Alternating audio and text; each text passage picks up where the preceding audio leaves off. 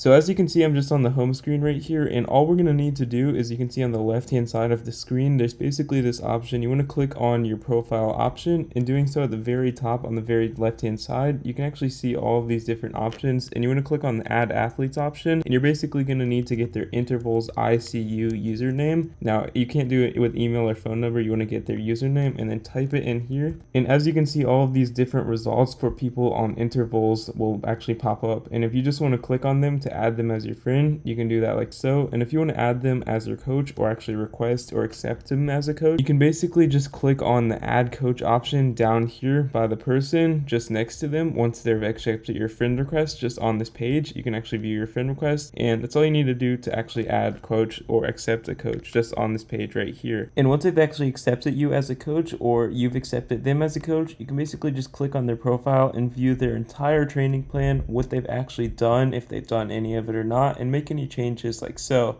This is someone's training plan, this is not mine. And if you want to go back to yours, you can just click on this, click on your name once again, and then you can go back to see your